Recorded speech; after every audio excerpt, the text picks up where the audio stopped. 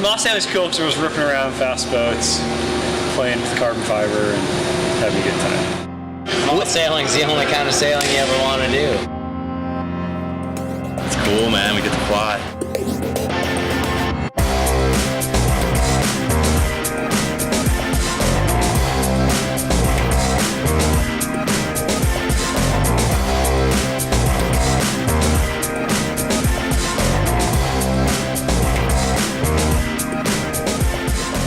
I'm Dan Kessler. I'm a sailmaker. Right now I'm making a bunch of sails for these moth guys, Bora Gulari, George Pete, and Dalton Bergen. In talking about moth sails, it's really interesting to note their similarities to windsurfing sails. They used camber inducers. Basically what a camber inducer does is it keeps profile in the sail, gives the sail some shape even when there's no wind in the sail. Menards, we're using 5 cambers. You can see here when I reach under, you can hear them kind of click.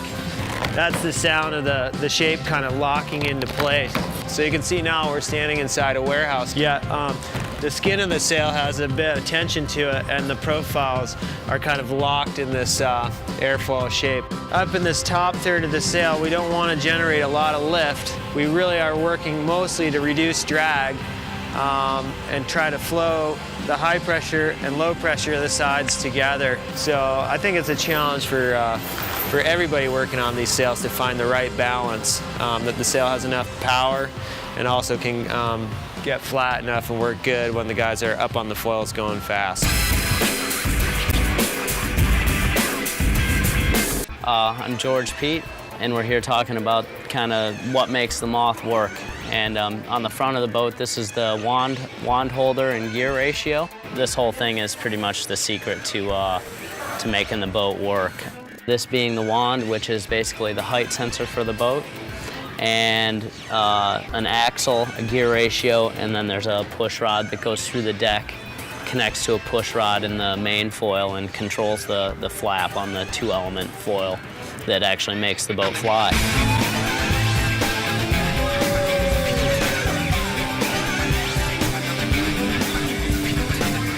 There are kind of 2 goals, obviously, for Bora to win the Worlds again and for me to be in the top 3. My name's Bora Gulari. I'm from Detroit, Michigan, and I'm just rigging up my boat for another day of sailing. It's like an airplane on the water. You have a wand right here which senses how close the bow of the boat's to the water. When the wand swings forward, it lifts up on the flap on the front hydrofoil. When the wand pushes back, which signifies that we're closer to the water, it pushes down on the flap, trying to generate more lift. It's not a whole lot, but it makes a big difference.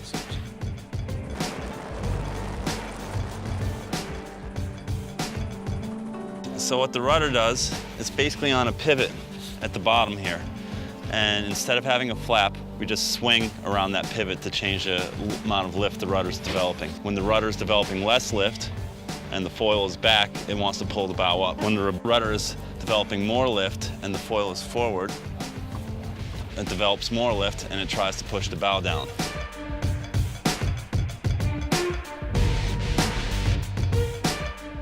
I just try to make the boats easier to sail and be able to go faster. It's kind of a fun thing. It's Formula One on the water, you know?